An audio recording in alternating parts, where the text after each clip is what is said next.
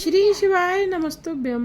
आपका मेरे YouTube channel पर बहुत बहुत स्वागत है। आज की कथा में हम विशेष रूप से व्रत ग्रहण करने का विधान जानेंगे। सूत जी कहते हैं, शंकर जी बोले, हे प्रिय, जो जपना आज्ञा से हीन हो, क्रिया से हीन हो, दक्षिण पूर्व श्रद्धा से रहित हो, वह निष्फल होता है। तभी तो सिद्ध पुरुष अपनी भाव श्रद्धा बढ़ाते हैं। फिर तत्वज्ञाता स्वयं जपन करता आचार्य गुरुदेव के पास जाकर उन्हें करते हैं। शरीर मन वाणी द्वारा उनका पूजन भी करते हैं। यदि धनवान हुआ तो हाथी घोड़े आदि उत्तम वस्तुओं की भेंट भी करते हैं। यह तब अवश्य करना चाहिए अपनी योग्यता के अनुसार। फिर उनसे मंत्र ग्रहण करें।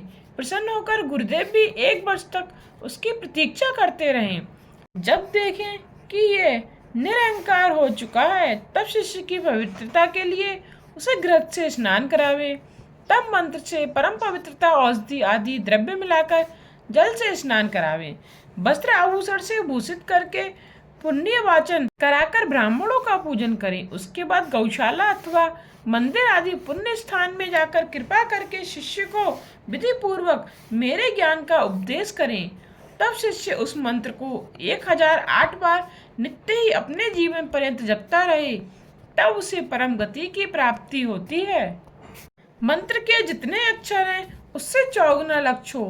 केवल रात्रि को भोजन करें, संयम रखें। जिस पुरुष चारण करके नित्य के जपना का नियम कर लिया हो, उसके समान तो पुण्यात्मा भी नहीं। वाचक जप द्वारा 1 गुना फल है, उपास जप का 100 गुना, ध्यानस का 1000 गुना फल होता है। सगर्भ करने के द्वारा लक्ष्य गुना फल है। सगर्भ को मंत्र के आदि में तथा अंत में ओमकार होना चाहिए। ध्यान के साथ जप करना तो सगर्भ जप से 1000 गुना विशेष है। हे देवी जी, इस प्रकार मैंने 5 विधियां सुना दी, उनमें से किसी को भी ग्रहण कर लें। सूर्य, अग्नि, गुरु, चंद्रमा, दीपक, जल, ब्राह्मण, गौ, इनके पास ही स्थिर होकर जप करें। वशीकरण में पूर्वामुख, घात करने में दक्षिण मुख, धन प्राप्ति के लिए पश्चिम मुख तथा शांति पाने के लिए उत्तर मुख होकर जाप करें। उस समय स्वान चांडाल को देखे नहीं, यदि अचानक दिखाई पड़ जाए तो आचमन कर लें। सदाचार रखना परम धर्म है। परम तप, उत्तम धन, श्रेष्ठ विद्या, परम गति, ये सब आचार हैं। आचारहीन पुरुष लोक निंदक है, उसे परलोक का भी सुख प्राप्त नहीं होता। पुरुष सदाचारी होकर रहे। हे देवी जी, इस रहस्य को अधिकारी के बिना किसी के आगे नहीं कहना चाहिए। सदाचारहीन, पतित, चांडाल आदि जातियों को भी सुधारने वाला यह मंत्र किसी नास्तिक, द्वेषी, असूयक को मंत्र परम फलदायक है। सिद्ध गुरु से प्राप्त हुआ यह मंत्र सिद्धदायक है, किंतु असिद्ध से लिया हुआ भी निष्फल नहीं। इसी एक के सिद्ध हो जाने पर भी सभी मंत्र सिद्ध हो जाते हैं। श्री कृष्ण जी बोले, हे महर्षि, आप जिन्हें पहले सूक्ष्म रूप से कह चुके हैं, अब उन उत्तम शिव संस्कारों को विस्तार पूर्वक सुनाने की कृपा करें।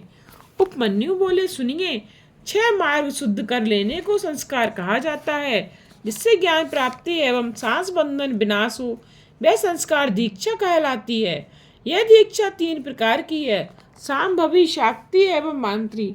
सांभवी दीक्षा गुरु दर्शन, स्पर्श, संभाषण आदि से नाश विनाशिनी होती है। सांभवी तापा तीव्र तथा वेद द्वारा 2 प्रकार की है, जिसके द्वारा पाप समूह नष्ट हो जाए, वह तीव्र, तथा जिसके द्वारा शीघ्र अतिशीघ्र आनंद प्राप्त हो जाए, वह तीव्र तथा सांभवी दीक्षा है। गुरुजी योग के मार्ग द्वारा शिष्य के शरीर में प्रवेश करके जो ज्ञानमयी दीक्षा देते हैं, उसे शाक्ति दीक्षा कहा जाता है। कुंड कुंडल के साथ साथ जो क्रिया वाली दीक्षा दी जाए, वह मांत्री दीक्षा है। गुरुदेव भी शिष्य परीक्षा करके ही दीक्षा प्रदान करें। ज्ञान तथा क्रिया द्वारा शिष्य का शोधन कर लें। शिष्य भी गुरुदेव को अपना साथ दें, पूजन करें, गुरु संगति में रहें। इस प्रकार अपने गुरु के गौरव को बढ़ाने का प्रयत्न करें। शिव ही गुरु हैं और गुरुदेव ही शिव हैं, कभी इनमें भिन्नता न जाने। गुरुदेव की आज्ञा द्वारा ही सभी काम करें। गुरु के सामने आसन पर बैठें।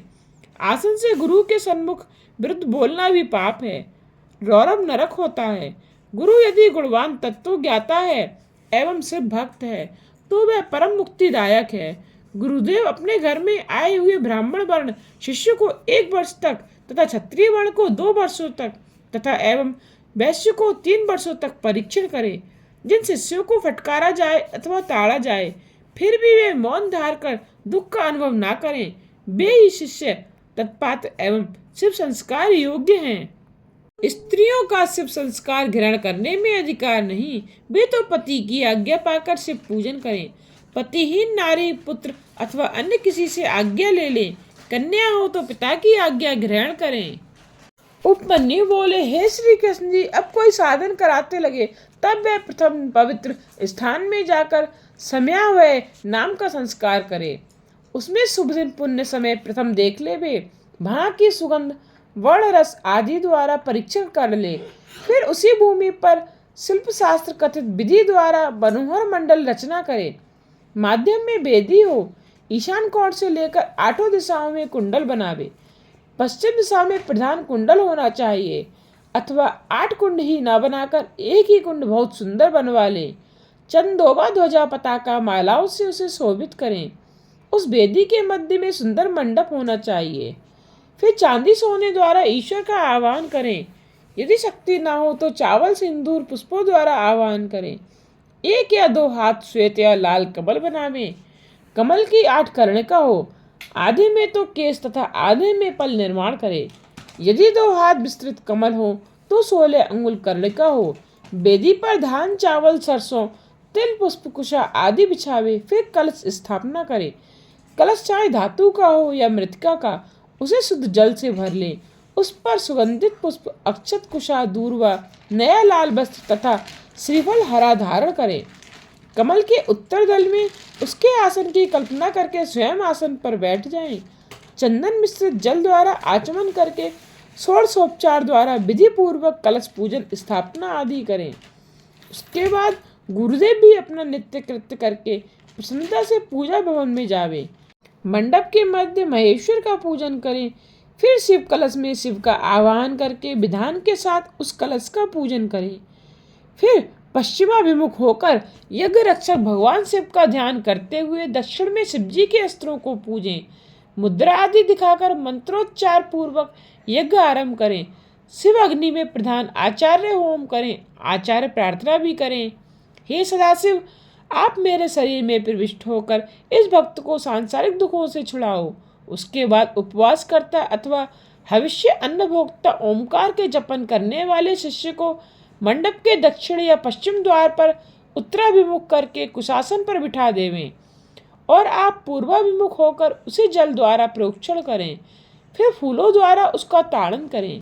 मंत्र द्वारा शोधित नवीन वस्त्र से उसकी आंख बांधकर उस शिष्य को मंडप में ले जाएं। गुरुदेव की आज्ञा पाकर शिष्य शिव की 3 परिक्रमा करें। उसके बाद पूर्व या उत्तर की ओर मुख करके स्वर्ण के साथ पुष्पांजलि अर्पण करें, दंडवत प्रणाम करें। उसके बाद फिर शिष्य को प्रोक्षण करके आचार्य उसकी आंखें खोल देवे। शिष्य आंखों द्वारा मंडप का दर्शन करके प्रणाम करें। उस शिष्य को आचार्य मंडप के दक्षिण ओर कुशासन पर बिठाएं। स्वयं शिव आराधन करके उसे हाथ से स्पर्श करें और शिव मंत्र का उच्चारण करें। शिव शास्त्रानुसार प्राणों का निर्गर्भ करके शिष्य के शरीर में प्रविष्ट होकर मंत्रों द्वारा तर्पण करें। मूल मंत्र के तर्पण में 10 आहुतियां अंग देवताओं के लिए, 3 आहुतियां प्रदान करें। उसके बाद 10 आहुतियां आचार्य को देवें। उसके बाद महेश्वर का पूजन करके आचमन करें। क्षत्रिय हो अथवा वैश्य, इनका उद्धार करके उनमें ब्राह्मण तत्व को उत्पन्न करें। फिर उसे रुद्र कहकर संबोधित करें। गुरुदेव वायु को नाड़ी द्वारा निकालकर सुषुम्ना नाड़ी द्वारा धारण करें। फिर मंत्रों से हृदय में प्रवेश करें। शिष्य को आसन पर बिठा दें। घट जल से मंत्रों द्वारा उसका प्रोक्षण करें। उसके बाद शिष्य फिर जाकर स्नान करें और शुद्र वस्त्र धारण करके मंडप में आ जाएं। पहले की तरह गुरु उसे कुशाप के आसन पर बिठाकर देव पूजन करके कर न्यास आदि करें। फिर आचार्य भस्म लेकर शिष्य का स्पर्श करते हुए शिव स्मरण करें। हाथ जोड़कर प्रार्थना करें, हे देवाधिदेव, आप यहाँ अचल होकर विराजें।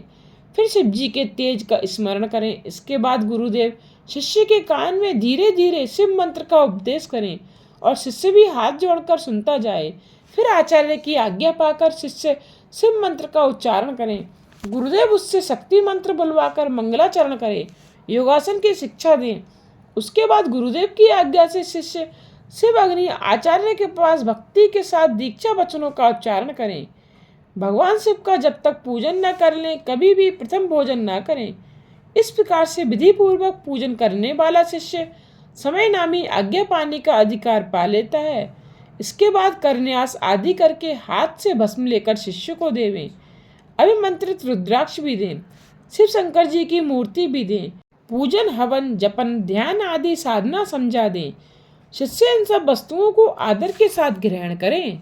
उपमन्यु बोले, हे श्री कृष्ण जी, इसके बाद अपने शिष्य की योग्यता जानकर बंधनों से मुक्ति पाने के लिए षड्भ शोधक करें। कला तत्व भवन वर्ण पद मंत्र इस प्रकार यह 6 अध्याय हैं। निवृत्ति प्रतिष्ठा विद्या शांति अतीत यह 5 लाघवा कही जाती हैं। इन्हीं 5 भागों द्वारा 5 मार्ग आवृत रहते हैं। शिव तत्व से लेकर पृथ्वी तत्वाध्वा कहा जाता है। यह शुद्ध अशुद्ध के भेदों से 26 संख्या वाला होता है। आधार से प्रारंभ करके उन्मना तक भुवनाध्वा कहा है। यह 60 प्रकार का होता है और रुद्र रूप वर्ण 50 प्रकार के होने से वर्णाध्वा कहे जाते हैं। पदाध्वा तो अगणित भेदों वाला है। सारे उपमंत्र मंत्राध्वा कहे जाते हैं। सदाशिव तो तत्व सहायक हैं, उनके तत्वों की गणना अशक्य है। इसी प्रकार उसके मंत्रों की गणना भी अशक्य है। सबसे प्रथम मार्ग स्वरूप का ज्ञान होना चाहिए, फिर आत्मबुद्धि शोधन करें। प्रथम वर्णन किए गए कुंड के मंडल तक कृत्य करके पूर्व दिशा में 2 हाथ जितना कलश मंडल बनावें। तब आचार्य स्नान कर नित्य कर्म करें। फिर शिष्य के साथ मंडल में जाकर शिव पूजन करें। 4 सेर चावलों की खीर बनाकर आदि शिवजी को समर्पण करें। आधा हवन के लिए रख छोड़ें। अपने सामने बड़ सज्जित मंडल की रचना करें। उसकी सभी दिशाओं में 5 कलश स्थापित करें। नकार मकार तक 5 बड़ वाले 5 कलशों पर धारण करें। मध्य में ईशान, पूर्व में पुरुष, दक्षिण में अघोर, पश्चिम में सदोजात, उत्तर में वामदेव स्थापित करें। फिर रक्षा विधान करके कलशों को प्रोक्षित करके हवन आरंभ कर देवें। उसी आदि खीर से होम करें और उस होम द्वारा बची सामग्री को शिव प्रसाद समझें। प्रथम की तरह तर्पण कृत्य कर्म करके पूर्णाहुति होने तक हवन कार्य करें। ओमकार के साथ हुंकार के साथ ओम हूं नमः शिवाय स्वाहा इस प्रकार क्रमशः अंकों में प्रतिबंध करके 3 आहुतियां देवें। उसके बाद कन्या द्वारा काटे गए सूत को अभिमंत्रित करके फिर उसे त्रिगुण करके गुरुदेव बालक शिष्य की शिखा में बांध दें। इसी क्रम से पूजन होना चाहिए। बिना भोजन के शिव का ध्यान करते करते शिष्य शयन करें। प्रातः काल उठकर जो रात्रि को स्वप्न हुआ हो वह गुरुदेव से निवेदन करें। उपमन्यु बोले, हे श्री कृष्ण, इसके बाद आचार्य की आज्ञा से स्नान आदि सभी नित्य कर्म पूरे करके ध्यान करते हुए हाथ जोड़कर वहां से प्रस्थान करें। उसके बाद फिर उसके नेत्र बांधकर गुरुदेव शिव द्वारा पुष्प फैलावें। जहाँ जहाँ पुष्प गिरते जाएं वहाँ उस नाम का उच्चारण करता जाए। फिर मंडल में आकर निर्माल्य स्वीकार करे, ईशान देव का पूजन करे, अग्निहोत्र करे। यदि शिष्य को रात्रि काल में दुख स्वप्न हुआ हो तो उसे शांत करने के लिए मूल विद्या द्वारा 100 अथवा 50 आहुतियाँ डालें। फिर बागीश्वरी पूजन करें। उस वक्त बागीश को प्रणाम करके मंडल में देव पूजन करें। 3 आहुतियाँ देवें। उसके बाद बागीश्वरी में अपने आप को निविष्ट कर देवें। शिष्य को गुरुदेव मंत्रों द्वारा शुद्ध करके चेतन करें। फिर पूर्णाहुति डालें। उसके बाद ब्राह्मण पूजन कर फिर 3 आहुतियाँ डालकर शिव स्मरण करें। उसके बाद नील रुद्र बागीश्वरी तेजस्विनी शिव शक्ति का चिंतन करें। उसके बाद गुरुदेव शिष्य को अपने सामने बिठा दें। कैंची को जल प्रोक्षण द्वारा शुद्ध कर लें। उसी के साथ शिष्य की सूत्र सहित शिखा छेदन कर डालें। उसे गोबर में स्थापित कर अग्नि में हवन कर दें। फिर मंडल में विराजमान शिव पार्वती का ध्यान करें और प्रार्थना करें कि हे देवादिदेव, आपकी कृपा द्वारा ही षड्भा का शोधन हुआ है, उसी कारण इसे अव्यय धाम की प्राप्ति हो। तब नाड़ी संधान के साथ पंचभूतों की शुद्धि करें। 3 आहुतियाँ डालकर अरुणिमा आदि गुणों का निरूपण करें। आवरण के साथ गौरी शंकर को पूजकर आसन दें। फिर प्रार्थना करें कि मेरा किया हुआ पुण्य कार्य सफल हो। उपमन्यु बोले, हे श्री कृष्ण जी, अब तो हम मंत्र साधने का प्रकार निरूपण करते हैं। मंडप के मध्य में शिव पूजन करके कलश स्थापन करें, हवन करें, फिर सिर खोले हुए शिष्य को मंडप में बिठा देवें। उसके बाद 100 आहुतियों का हवन करें, पुष्प मिले जल से अभिषेक करें, फिर शिव संबंधिनी विद्या प्रदान करें। तदंतर शिष्य को साधन की रीति बतावें। इस प्रकार शिष्य साधन उपदेश को ग्रहण करके गुरुदेव के सामने ही मंत्र साधें। यह साधन मूल मंत्र का पुरस्चरण होता है। जब इस प्रकार साधन आराधन पूर्ण हो जाए तब सुंदर स्वादिष्ट खीर निवेदन करें, प्रणाम करें, फिर 1 करोड़ अथवा आधा करोड़ जपन करें। इतना भी ना हो सके तो 20 अथवा 10 लाख जप अवश्य करें। हे श्री कृष्ण जी, इस प्रकार मंत्र साधने वाले पुरुष को इस लोक तथा परलोक में कुछ भी असाध्य नहीं है। उपमन्यु बोले, हे श्री कृष्ण जी, शिष्य जब इस प्रकार मंत्र साध चुके तो फिर पाशुपति व्रत धारण करें। उपमन्यु बोले, हे श्री कृष्ण जी, शिष्य जब इस प्रकार मंत्र साध चुके तो फिर पाशुपति व्रत धारण करें। फिर उसे गुरुदेव योग्य समझें और उसका अभिषेक करें। पहले कहे विधान से शिव पूजन करें। शिष्य को अभिषेक करने के लिए आसन पर बिठा दें। पंचकलाओं से परिपूर्ण कलश शिव जी के लिए स्थापित करें, उसका पूजन करें। तब मध्य के कलश का जल लेकर शिष्य का अभिषेक करें। फिर भगवान शंकर जी को वस्त्र अलंकारों से सुशोभित करके शिव मंडल में आराधन करें। फिर 100 आहुतियों से हवन करके पूर्णाहुति देवें। शिष्य को साथ साथ समझाता जाए। फिर मंडल से शिव जी को उठा लें। शिव घट तथा अग्नि सभी का पूजन करें। शिव जी के सदस्य भी पूजें। अधुशोधन की भांति सभी क्रियाएं करें। इस प्रकार शिव शास्त्र ज्ञाता विद्वान ज्ञानी ही शिव मंत्र को दुर्लभ समझकर शक्ति संकार का निरूपण करते हैं। श्री कृष्ण जी बोले, हे महर्षि, अब मैं शिव शास्त्र के अनुसार कर्म करता पुरुषों के नित्य नैमित्तिक कर्म सुनना चाहता हूँ। अब कृपा करके यही निरूपण करें। उपमन्यु बोले, सुनिए, जब प्रातः काल ब्रह्म मुहूर्त लगे तभी उठना चाहिए। उस समय शिव पार्वती का ध्यान करें और अपने दैनिक कार्य को विचार कर लें। फिर अरुणोदय होते होते घर से बाहर निकल जाएं, जहाँ कोई विघ्न बाधा ना हो। ऐसे स्थान पर जाकर विधि के साथ शौच आदि करके दातुन करें। फिर आचमन आदि करके नदी तालाब आदि अथवा घर पर आकर स्नान करें। नए शुद्ध वस्त्र धारण करें।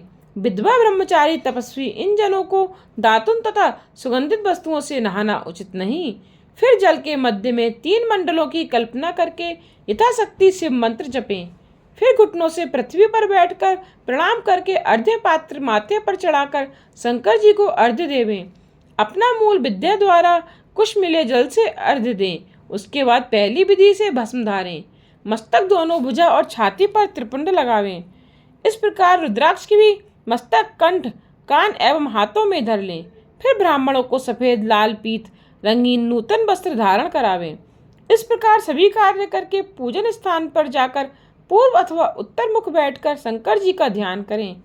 श्वेत आदि से आरंभ करके नकुल शतक तक, फिर शिष्य गुरु को प्रणाम करके नामाष्टक पढ़ें। उपमन्यु बोले, हे श्री कृष्ण जी, न्यास उत्पत्ति स्थित लय के क्रमानुसार 3 प्रकार का होता है। स्थित न्यास गृहस्थियों के लिए है, उत्पत्ति न्यास ब्रह्मचारियों के लिए है, लय न्यास सन्यासियों के लिए है। वनवासी तथा विधवाओं के लिए भी न्यास विधि है। अंगुष्ठ से लेकर कनिष्ठ तक का स्थित न्यास होता है। लय न्यास तो वाम अंगुष्ठ से दक्षिण अंगुष्ठ तक है। इस प्रकार बिंदु के साथ नकार आदि वर्णों का क्रमशः न्यास करना उचित है। तल एवं अनामिका में शिव का न्यास करें। 10 दिशाओं में अस्त्र मंत्रों द्वारा अस्त्र न्यास होना चाहिए। 5 भूतों के स्वामियों के साथ साथ निवृत्ति आदि 5 कलाओं को हृदय, कंठ, तालु, भ्रकुटियों के मध्य ब्रह्मरंध्र में धारें। ग्रंथि शोधक के लिए पंचाक्षरी विद्या का जपन करें। प्राण वायु का अवरोध करके गुण संख्या के अनुसार अस्त्र मुद्राओं से भूत ग्रंथि का छेदन करें। सुषुम्ना नाड़ी के द्वारा जपन करें। उसके बाद वायु द्वारा शरीर शोषण करके कालांगिन द्वारा जला दें। फिर कलाओं का संहार करें। दुग्ध शरीर में कलाओं का स्पर्श करें। उसे अमृत द्वारा सिक्त करके शरीर को उचित स्थान पर स्थित करके फिर भौतिक शरीर को भस्मी द्वारा अमृत स्नान करावें। उसी शरीर द्वारा ब्रह्मारंध्र से निसृत तेज को शिव तेज मान लें। उसी हृदय पद्म में ध्यान करें। अमृत वर्षा से विधात्मक देह को सींचें। हाथ धो लेकर न्यास करें। फिर मैत्री मुद्रा द्वारा देह करें। शिव कथित मार्ग द्वारा अंग आदि न्यास करके कटी एवं चरण आदि में बड़ न्यास होना चाहिए। फिर जाति के साथ सड़ंग न्यास करके कोणों से लेकर क्रमानुसार अग्नि की दिशा बंधन करें। उसके बाद शरीर शुद्ध करके शिव तत्व को प्राप्त होकर ही ईश्वर को पूजें। पहले मात्र का न्यास, ब्रह्म न्यास, प्रणव न्यास, हंस न्यास आदि करके इनका क्रमशः पूजन करें। प्रकार तो सिर में आकार, मस्तक पर ई, नेत्रों में ऊ, कर्णों में रिर, गालों पर लिरम, दोनों नासिकाओं में एम, दोनों अधरों होठों में ओम, दंतावली में अंगा को जिह्वा तथा तालु से इस प्रकार न्यास करना उचित है कि वर्ग दक्षिण हाथ की पांचों संधियों में, च वर्ग बाम हरत की पांचों संधियों में, टा वर्ग ता वर्ग दोनों पैरों की संधियों में, यह एवं फा दोनों पसलियों में, न और भा नाभि में, हृदय में मकार न्यास करना चाहिए। त्वचा से लेकर सातों धातुओं में मकार से सकार तक वर्ग न्यास करें। हकार हृदय में, सकार भ्रुकुटी मध्य में, इस तरह 50 वर्ग रुद्र मार्ग द्वारा न्यास करें। फिर क्रमशः अघोर, वामदेव, प्रणाम, हंस न्यास, पंचाक्षरी आदि का न्यास करें। यदि शिव भक्त ना हो तो शिव अभ्यास, पूजन, ध्यान आदि ना करें। ध्यानी ज्ञानी पुरुष संसार सागर से तरता है। ध्यान यज्ञ द्वारा आनंद मोक्ष मिलता है। उपमन्यु बोले, हे श्री कृष्ण, पार्वती जी के लिए जैसा कि शंकर जी ने शिव शास्त्रों में वर्णन किया है उसी अनुसार मैं पूजा विधि का निरूपण करता हूँ। अगन्यास आदि कृत्य तक पूर्ण करें। उसके बाद अपने मन द्वारा पूजन सामग्री की कल्पना करें। उससे विधि पूर्वक गणेश पूजन करके दक्षिण तथा उत्तर में नंदीश तथा सुभद्रा को पूजें। फिर निर्मल कमलासन की भावना करें। उस पर शिव पार्वती जी की स्थापना कर ध्यान करें। भावना में सामग्री साधन से भक्ति के साथ पूजन करें। भावना में पुष्प चढ़ावें। फिर प्रथम कथित विधान से मूर्ति में न्यास आदि करें। भाई क्रम से ध्यान करके पूजें। उसके बाद भावना में समिधा, घृत आदि द्वारा परमेश्वर की नाभि में होम करें। फिर भ्रुकुटी मध्य में परम पवित्र दीप ज्योति के आकार वाले शंकर जी का ध्यान करें। इस प्रकार अपने सभी अंगों में अग्नि कर्म पर्यंत विधि करता जाए। यही मानपिक्त भाव नामय आराधना है। इसे पूर्ण करके फिर देव का अग्नि या स्थंडिल एवं लिंग में पूजन करें। उपमन्यु बोले, हे श्री कृष्ण, पूजा स्थान को पवित्रता का अर्थ गंध, चंदन तथा पुष्प जल से मूल मंत्र से प्रोक्षण करें। अस्त्रों द्वारा विघ्नों का निवारण करके, कवच द्वारा अवगुठन करके, सारी दिशाओं का अस्त्र न्यास करके पूजा स्थल की कल्पना करें। प्रथम कुशा बिछा दें, उसे जल से मार्जित करें। प्रोक्षणी पात्र, अर्ध्य पात्र, पाद आचमन आदि सभी 4 पात्रों को शुद्ध करके उनमें जल पूर्ण करें। पाद जल में खम तथा चंदन डालें एवं आचमन के जल में ककोल, कपूर, कीमता, तमाल, चंदन आदि पूर्ण मिलावें। अर्ध्य पात्र में चावल, कुशा, धूर्वा, जौ, अक्षर, तिल, घृत, सरसों, पुष्प तथा भस्म मिलावें। सब में मंत्र न्यास आदि करके कवच से बेष्टित करके अस्त्र द्वारा रक्षित करके धेनु मुद्रा दिखावे। उसके बाद विनायक देव के आगे भस्म, भोजम आदि पदार्थ निवेदन करके पूजन करें। फिर नंदीश्वर तथा उनकी धर्मपत्नी को पूजें। फिर परमेष्टि के भवन प्रविष्ट होकर अनेकों पदार्थ द्वारा शिवलिंग पूजन करें। वहां से निर्माल्य हटाकर फूलों को धोकर शिव मस्तक पर पधारें। उधर भाग में मनोहर कमलासन की भावना करें। उसके 8 दल 8 प्रकार की सिद्धि दाता है। वामादिक शक्तियां बीज हैं। इन सब का न्यास करें। इसके बाद अनादि अनंत रूप शंकर जी का पूजन करें। पंचगव्य द्वारा स्नान करावें। फिर पवित्र जल में पिसे आंवले एवं हल्दी मिलाकर इसका लेप करें। प्रथम देव स्नान होना चाहिए, फिर देवी स्नान। स्नान आदि हो जाने के बाद मनोहर वस्त्र तथा यज्ञोपवीत चढ़ावें। पाद्य, अर्घ्य, आचमन, धूप, दीप, नैवेद्य, गंध, पुष्प, भूषण, जल, मुखवास, पुनः आचमन आदि निवेदित करके रत्न जड़ित मुकुट और भी आभूषण, अनेकों प्रकार के पुष्प, छत्र, चंवर, ताल, व्यजन, दर्पण आदि सभी वस्तुएं समर्पण करें। मंगल गान करके आरती उतारें। गायन वाद्य जय जयकार ध्वनि से देव मंदिर को गुंजित कर दें। फिर वह आरती पात्र शिवलिंग पर 3 बार फिरावें। माथे पर सुगंधित भस्म रमावें। फिर नैवेद्य तथा पुष्पांजलि अर्पण करें। जल द्वारा आचमन करावें। शंकर जी को प्रणाम करके अपराधियों के लिए क्षमा मांगे। इत्यादि पूजन यदि मानसिक भावना द्वारा किया जाए तो परम फल की प्राप्ति होती है। शिव पूजन के पहले भोजन करें, चाहे प्राण भी निकल जाएं। उपमन्यु बोले, हे श्री कृष्ण जी, दीपदान कर लेने के अंतर सभी समर्पण से प्रथम आरती होते समय आवरण पूजन भी होना चाहिए। उस समय ईशान देव से लेकर सदोजात तक शिव अथवा शिव का जपन पहले आवरण में हो। हृदय से लेकर अस्त्रन्यास तक पूजन करें। पूर्व में इंद्र, दक्षिण में यम, पश्चिम में वरुण, उत्तर में कुबेर, अग्निकोण में अग्नि, नैत्रति में निरति एवं वायु को इस प्रकार क्रमशः सबकी पूजा करें। कमल से बाहर वज्राधिक आयुध पूजें। सभी स्थानों में 8 लोकपाल पूजें। फिर देवी का दर्शन करके आवरण देव की पूजा करें। योग, ध्यान, जप, होम इत्यादि कृत्यों में तो 6 तरह के नैवेद्य होने चाहिए। उसके बाद कपूर, कंकोल, जावित्री, कस्तूरी, केसर, मृगमद, सुगंधित पुष्प आदि आदि अर्पण करके घृत का दीपक जलावें। फिर हस्ती दंत निर्मित आसन तथा दिव्य छत्र, चवर, भेरी, मृदंग आदि आदि निवेदित करें। अपनी शक्ति से किया हुआ शिव पूजन धनवान तथा निर्धन दोनों को समान फल देता है। हे श्री कृष्ण जी, सबसे गुप्त तथा विशेष बात तो यह है कि शिव में अनन्य भक्ति हो, तभी प्राणी की मुक्ति होती है। उपमन्यु बोले, हे श्री कृष्ण जी, शिव पूजन तो परम फलदायक है। बड़े बड़े पापी, ब्रह्म हत्यारे, मद्यप, चोर, गुरु पत्नी को कुदृष्टि से देखने वाले व्यभिचारी पुरुष भी यदि मंत्रों के बिना भी पूजन करें तो उनके सभी पाप तुरंत क्षीण हो जाते हैं। इसी कारण पतित पुरुषों को अवश्य ही शिव पूजन करना चाहिए। बंधन में पड़े मनुष्य के बंधन मुक्त हो जाते हैं। शिव पंचाक्षर मंत्र ही उनका निस्तारक है। जो भी 2, 3 अथवा एक ही बार भी पंचाक्षर मंत्र से निर्वाचन करता है वह तो साक्षात महादेव हो जाता है। यह मानव जन्म अत्यंत कठिन मिलता है। इसको पाकर जो शिवार्चन नहीं करता वह अपना जन्म खो रहा है। पूजन अर्चन करने वाले का ही जन्म सफल है। अतएव शिव पूजन भक्ति प्रत्येक मनुष्य के लिए आवश्यक है। इसके समान तो कोई धर्म भी नहीं। पूजन करने के अनंतर पारिवारिक पुरुषों को तथा अन्य जीवों को भी प्रसाद बांटना चाहिए। उपमन्यु बोले, श्री कृष्ण जी, अब मैं आपको अग्नि कार्य सुनाता हूँ। अग्नि कृत्य तो कुंड, स्थलिंड, वेदी, लोहे के पात्र अथवा मिट्टी के पात्र में कर्तव्य है। उसमें विधि पूर्वक अग्नि स्थापन करे, फिर शिव पूजन करके हवन करना आरंभ करे। कुंड का बनाना तो पहले कहीं विधि के अनुसार हो।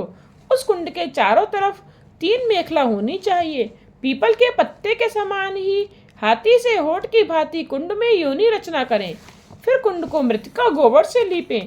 पात्र मांजकर अग्नि से तपा लें। जिस वेदोक्त सूत्र के अनुसार हवन करना हो उसे कुंड में लिख दें। फिर कुशा पुष्पों से प्रोक्षित करें। अग्निदेव के आसन की भावना करें। पूजार्थ तथा हवन के लिए सभी साधन सामग्री सिद्ध कर रखें। मणि द्वारा उत्पन्न की हुई अथवा काष्ठ पैदा की गई अथवा किसी ब्राह्मण के घर से लाई गई अग्नि आधार के साथ ग्रहण करें। फिर कुंड की 3 बार परिक्रमा करके अग्नि का बीज मंत्र बोलता हुआ योनि मार्ग द्वारा कुंड में अग्नि स्थापना करें। मंत्र ज्ञाता आचार्य अग्न्याधान पूर्वक आज्य संस्कार तक मूल मंत्र द्वारा कार्य करें।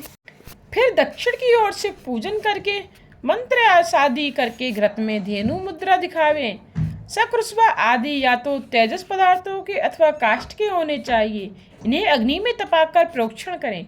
संस्कार के सिद्धि के निमित्त 7 बीज मंत्रों द्वारा होम करें। इस प्रकार की क्रिया से शिवाग्नि संपन्न हो जाती है। फिर शिव आसन स्मरण करें। उसी में अर्धनारीश्वर शिव का आवाहन करके पूजन करें। फिर दीपक तक सिंचन करें। समिधाओं को होम करें। समिधाएं तो 12 अंगुल तक उतनी ढाक की होनी चाहिए। दुर्वा दलों की भांति घृत की आहुतियां दें। धान को खीलें। जौ, सरसों, तिल इन्हें घृत में मिलाकर होम करें। घृत की आहुतियों को सुरवा द्वारा, सामग्री को हाथ द्वारा आहुतियां दें। यदि सब चीजें ना मिल सकें तो एक ही के द्वारा हवन करें। फिर 3 प्रायश्चित आहुतियां दें। फिर बाकी बचे तो घृत को शुरुआ में भर लें। उस पर एक पुष्प रखें। धर्म के साथ मूल से ढांप कर 62 तक मंत्र द्वारा जो जितनी धारा द्वारा हवन करें। फिर विसर्जन करके अग्नि की रक्षा करें। फिर अग्नि में आसन कल्पित करके प्रथमवत आवाहन करें। देव देवी का पूजन करके कार्य समाप्त करें। फिर भस्म अपवित्र स्थान पर न डालें। उसे लेकर मंत्र द्वारा धारण करें। देव विसर्जन कर लेने के बाद भस्म ग्रहण करें। यही भस्म चंड भस्म कहलाती है। अग्निकृत्य समाप्त हो जाने पर शिव शास्त्र अनुसार बलि कर्म करें। विद्यासन कन्यासन करके मंडल को लीप लें। विद्या को स्थापित करके उसे पुष्पादिकों से क्रमशः पूजें। फिर विद्या के सामने गुरु मंडल रचना करें। उस पर सुंदर सा आसन बिछावें। फल आदि से गुरु पूजन करें। उसके बाद पूजनियों का पूजन भी होना चाहिए। फिर निर्धनों को भोजन खिलावें। उसके बाद स्वयं भोजन करें। हविष्यान का भोजन हो, वह भी देव निवेदित प्रसाद हो। फिर आचमन करें। शिव ध्यान करके अंतःकरण में मूल मंत्र का जपन करें। आज की कथा को यहीं विश्राम देते हुए इससे आगे की कथा का श्रवण आप कल के अध्याय में कीजिएगा।